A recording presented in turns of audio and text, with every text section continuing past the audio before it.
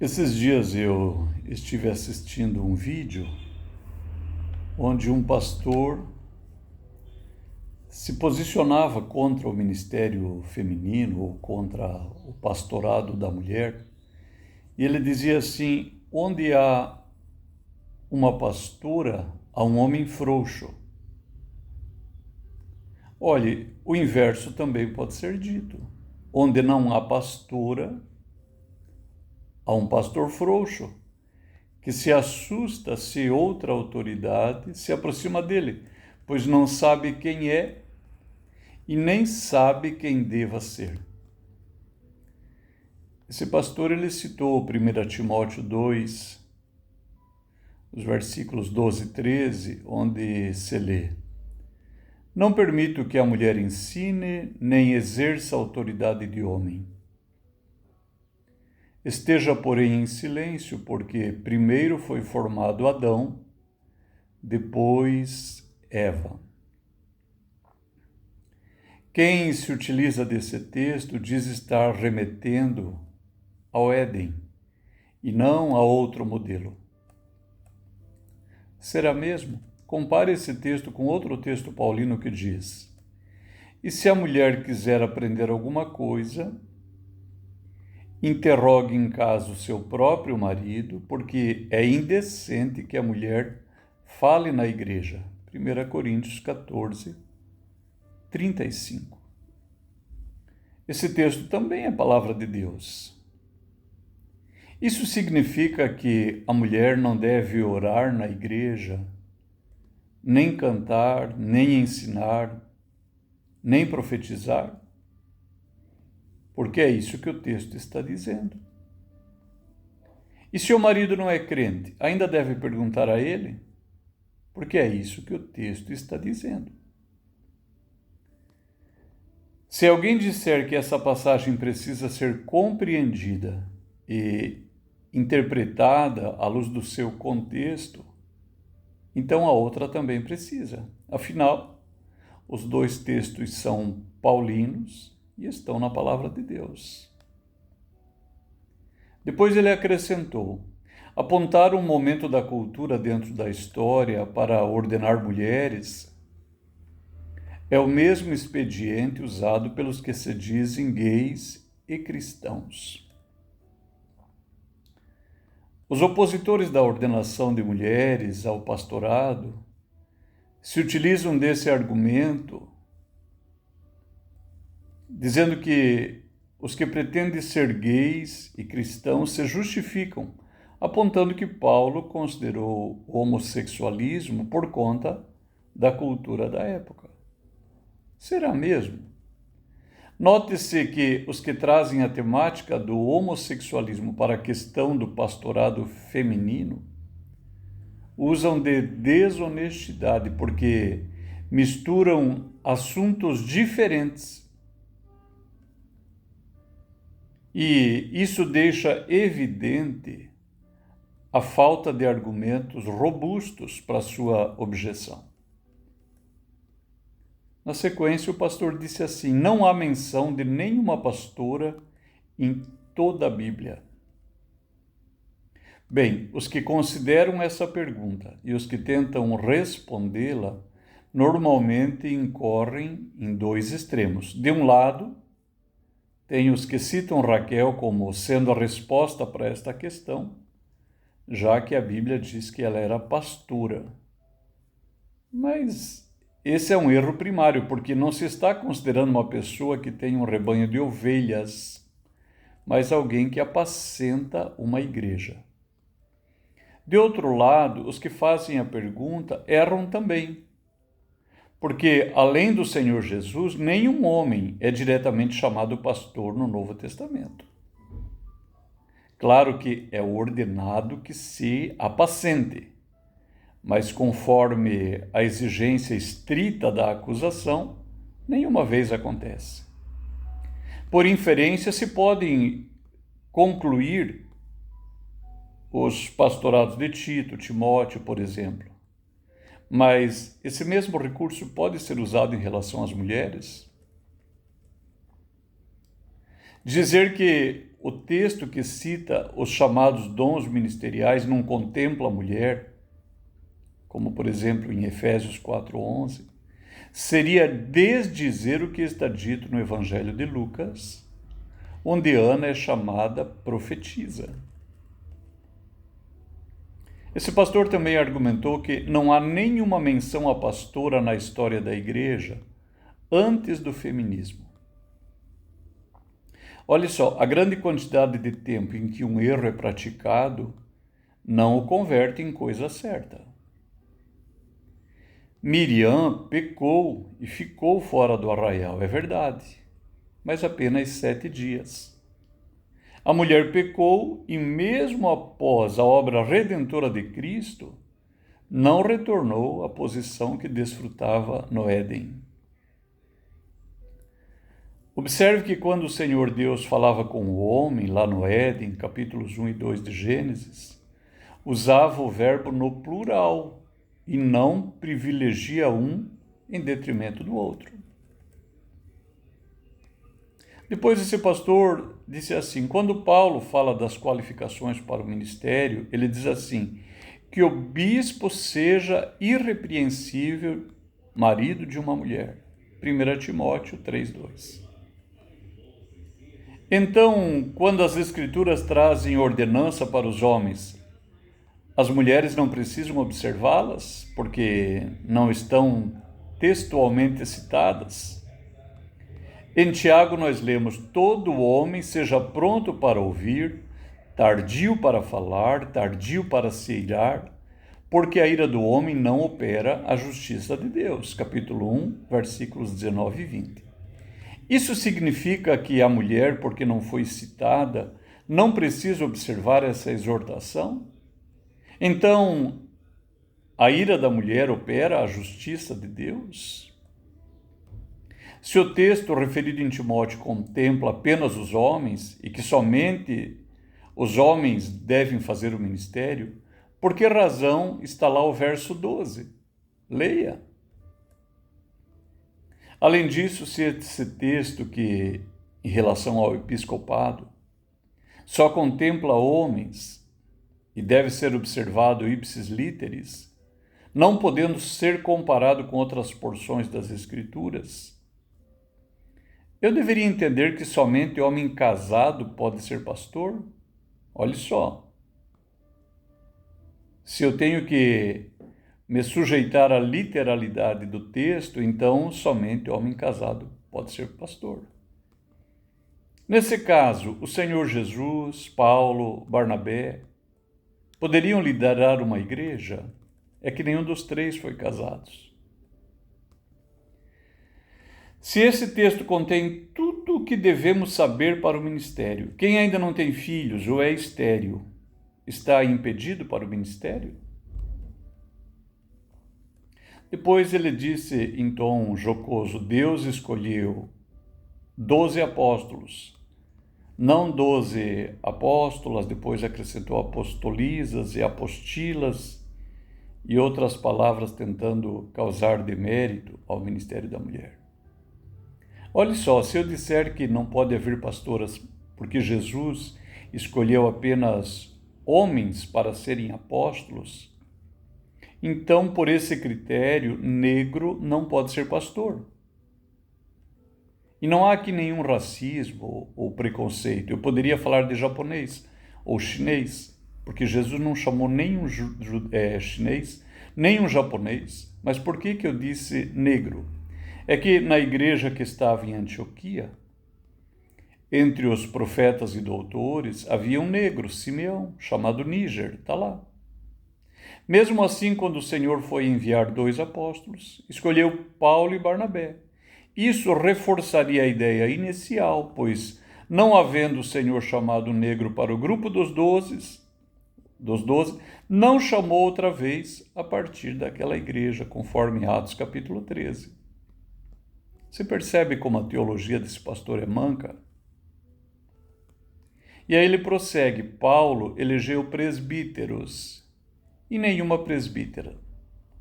Ora, assim como o Senhor Jesus. Ocorre que durante os primeiros 30 anos a igreja foi predominantemente judaica, reunindo-se no templo e nas sinagogas dos judeus. E claro, nesse ambiente não era possível. Foi somente após a autoexclusão dos judeus que surgiram as igrejas dos gentios, conforme citado por Paulo na carta aos Romanos. Então, ordenar uma mulher naqueles dias seria acrescentar um elemento dificultador naquele momento inicial da igreja. Depois ele remete ao Antigo Testamento, dizendo que no Antigo Testamento havia apenas sacerdotisas de Baal. Aqui outra vez eu fico em dúvida se quem utiliza esse argumento é ignorante ou desonesto. Quem faz esse tipo de comparação não menciona que o povo do Senhor vivia o tempo da lei. E pela lei, o homem tinha que aparecer 3 vezes por ano diante do Senhor. Mas a mulher, se não tivesse filhos, não precisava aparecer nunca. Ou seja, com a queda, a mulher havia caído da sua condição de adjutora em posição de autoridade, porque ela está lá em domínio, para uma condição de adjutora em condição de dominada, situação que se manteve até a obra redentora de Cristo. Depois o pastor disse assim: e não se deve citar Débora ou Hulda, porque elas foram profetisas, juízas, e profetizar é diferente de ensinar.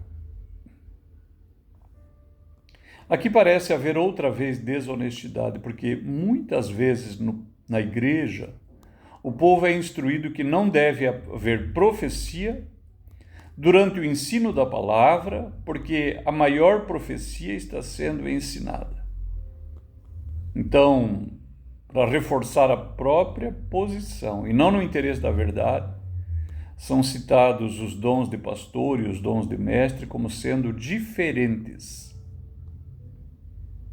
Mas, gente, numerosos expositores bíblicos falam da última parte do versículo de Efésios como podendo indicar uma mesma pessoa ou dom.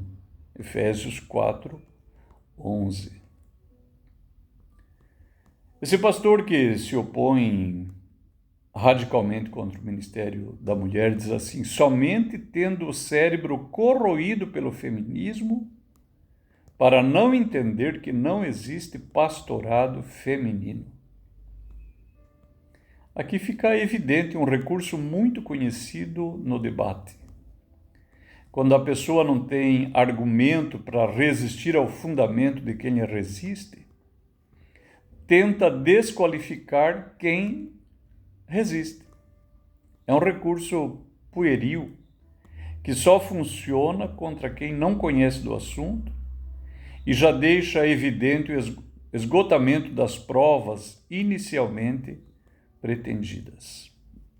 Depois, esse tal pastor disse assim: até 1850 não havia pastora em nenhuma igreja do mundo. Em 1840 aconteceu a primeira reunião feminista em Seneca Falls, estado de Nova York. E aí acrescenta que pouquinho tempo depois surgiu a primeira pastora. Aqui está outra vez o esforço intentado anteriormente de ligar o pastorado feminino, que é bíblico, com o movimento feminista, que é antibíblico. Tentar recusar o pastorado feminino, tendo como base o feminismo, que foi uma transformação cultural, depois de ter dito que não se pode justificar não se pode justificar o pastorado feminino apontando a questão cultural dos dias de Paulo, é no mínimo um problema de memória. Primeiro, quem rejeita o pastorado feminino se pretende bastante bíblico, desprezando a questão cultural. Depois tenta conectar a ordenação de mulher àquela transformação cultural do século XIX. Entretanto, deve-se ter em mente que a ceia do Senhor era proibida às crianças até pouquíssimas décadas, pouquíssimos anos. e só agora é praticada, ou pelo menos considerada, em diversas denominações. E não porque seja antibíblica, porque não é. A ceia sempre foi dada para todas as pessoas do culto, até o século XIII, quando o Concílio de Latrão instituiu como dogma o tema da transubstanciação, ou seja, por causa de uma questão que não é bíblica e nem é evangélica, a maioria das igrejas continua a excluir as crianças da ceia. Ou seja, o fato de que algo é antigo ou novo não significa que esteja certo ou errado. Cada doutrina precisa ser considerada à luz da palavra de Deus. Segundo esse pastor, o feminismo garante às mulheres o direito de dormir com meio mundo como vadias, pois são iguais aos homens, afinal de contas. E disse ele, aqui entra o pastorado feminino. Olha o que ele disse, eu vou repetir porque é grotesco. O feminismo garante às mulheres o direito de dormir com meio mundo como vadias, e aqui entra o pastorado feminino. Outra vez é possível perceber alguém que não tem argumentos para atacar o pensamento de quem pensa diferente, e então ataca diretamente quem pensa diferente. Depois de falar do feminismo e todo o seu malefício, referindo-se a algumas mulheres como vadias, diz, aqui entra o pastorado feminino. Um homem que fala desse modo, ainda mais um pastor, mostra sua total falta de respeito pelas mulheres, em especial aquelas que se dedicam ao ministério. Com certeza ele poderia discordar teologicamente, mas chegar ao ponto de colocar no mesmo nível as vadias que dormem com meio mundo e as mulheres que fazem profissão de servir a Deus é uma total falta de critério e grotesco desrespeito. Depois ele prossegue, homens foram feitos para a liderança, mulheres foram feitas para a maternidade. Dizer isso é pensar versículos e ignorar o testemunho das Escrituras sobre a mulher, bem como o testemunho da história sobre elas.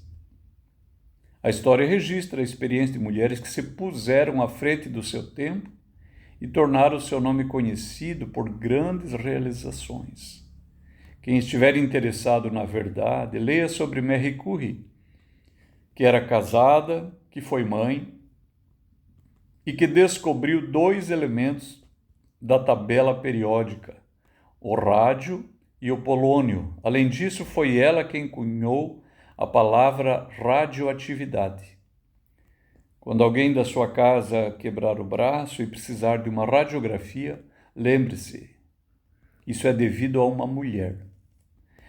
Quem não se deixa encantar pelo primeiro discurso que ouve e já leu as Escrituras, conheceu mulheres que foram além da maternidade e marcaram a sua geração. Mulheres como Débora, Hulda, a mulher que salvou Abel de Bet-Maaca e era uma das pacíficas.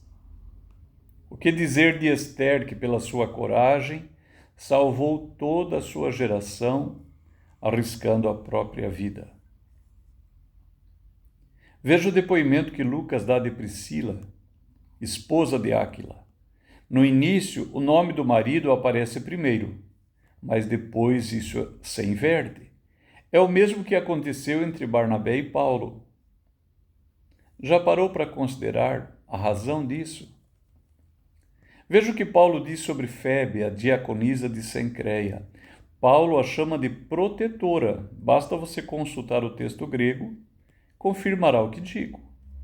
Veja também o que Paulo falou sobre Andrônico e Júnias, que se distinguiram entre os apóstolos. É por isso que em Provérbios 18, 17 está escrito: quem apresenta a sua causa sempre parece ter razão, até surgir alguém contando o outro lado da história. Depois de desfiar o seu rancor contra o pastorado feminino, esse tal pastor disse que é por causa do pastorado feminino que a igreja atual é tão permissiva, tão indolente com o pecado, pois ela tem sido liderada por mulheres ou por homens femininos. Se o pastor que fez essa acusação leviana fosse um ignorante, poderia ser ignorado, mas ele sabe ler e fala bem. Então é pessoa que tem instrução e por isso a razão da minha rejeição. Dizer que a igreja se corrompeu por causa da liderança feminina é de uma desonestidade monstruosa. Quem já leu as escrituras do Antigo Testamento, onde o sacerdócio era exclusivamente masculina, por razões ligadas à lei e razões derivadas da queda, e que trouxe consequências diferentes para o homem e a mulher. Então, quem já leu as escrituras, naquele tempo que o sacerdócio era realizado somente por homens, verá que antes da obra de Cristo, quando somente homens lideravam o povo do Senhor, os pecados se multiplicaram a tal ponto que o reino do norte caiu diante da Síria em 728 a.C. Mas isso não bastou. O reino do sul, onde só tinha homens no sacerdócio, continuou a multiplicar os seus pecados até que Judá tombou diante da Babilônia em 589 a.C. A liderança era somente masculina, mas os pecados se tornaram insuportáveis diante de Deus. Nos dias de Roboão e até o tempo de Asa, rei de Judá, a terra ainda tinha rapazes escandalosos. Consultem o que isso significa. Depois esse pastor acrescentou: quem aceita desobedecer a uma passagem clara das Escrituras, que é contra o pastorado feminino, concorda em desobedecer a todas as demais. Olha só, eu não conheço a família desse pastor, mas é muito ruim a impressão que ele passa sobre as mulheres da casa dele. Porque ele não conhece as mulheres da minha casa. E nem eu conheço as mulheres da casa dele, mas a maneira como ele fala depõe contra elas. É que a minha mãe é pastora e eu vejo nela uma serva dedicada ao serviço do reino de Deus, mesmo já estando com 85 anos. Além disso, ela teve 10 filhos, todos de um mesmo marido, meu pai, que foi pastor toda a sua vida. O filho mais velho é pastor e tem 4 filhos, todos crentes e ativos no ministério, sendo o mais velho pastor. O terceiro filho de minha mãe já está com o Senhor. Foi pastor ordenado e teve somente filhas. Todas servem ao Senhor, sendo a mais velha pastora.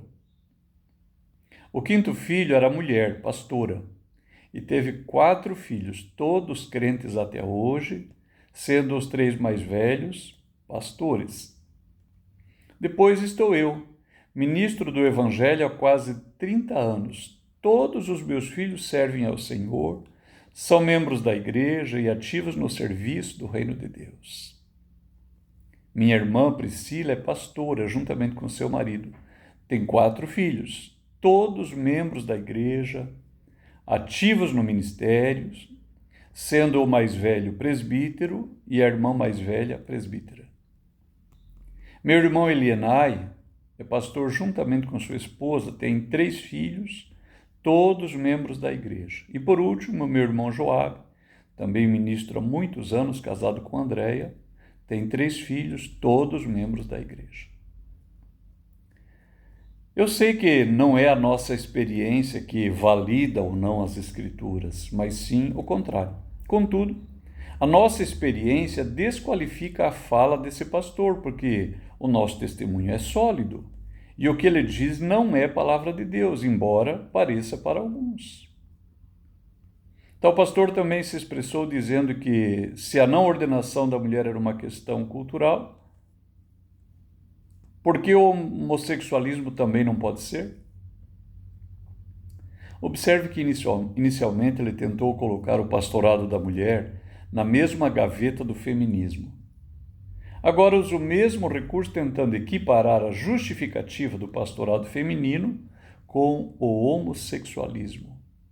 É uma posição bastante desonesta, porque aquelas duas práticas têm clara exortação contrária das Escrituras e não deveriam ser misturadas com o trabalho que numerosas mulheres fazem a serviço do reino de Deus. Veja-se que ele tentou lamear o bom serviço das mulheres que fazem profissão de servir a Deus, culpando-as pelos pecados da igreja atual, como se a igreja dos primeiros 18 séculos do cristianismo, mormente liderada por homens, não tivesse se manchado com idolatria, prostituição, simonia, sodomia, pedofilia e uma sorte incontável de pecados. Depois tentou desqualificar o trabalho das pastoras, colocando-as no mesmo patamar do feminismo e do homossexualismo. E repetiu: onde há pastoras, há um homem frouxo. Como ele repetiu, vou repetir.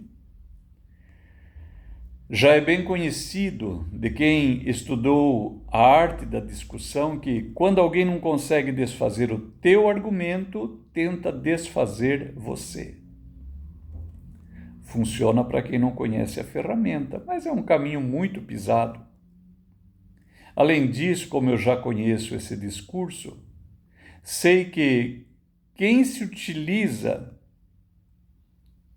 faz uso desse recurso, está numa batalha inglória, é mais do que perdedor. É o indivíduo que, antes de iniciar a sua disputa, já sabe que não tem força moral, filosófica, teológica para defender aquilo que se propõe dizer. E eu poderia inverter essa fala dizendo que onde não há pastora é que há um homem frouxo, porque indicaria um homem inseguro, um líder fraco que se assusta com a liderança compartilhada. Mas eu não faria isso. Eu tenho excelentes amigos que são pastores e não enxergam o ministério feminino como eu, mas que são pessoas decentes, honestas e que sabem respeitar os que servem a Cristo, mesmo que de um modo diferente do seu.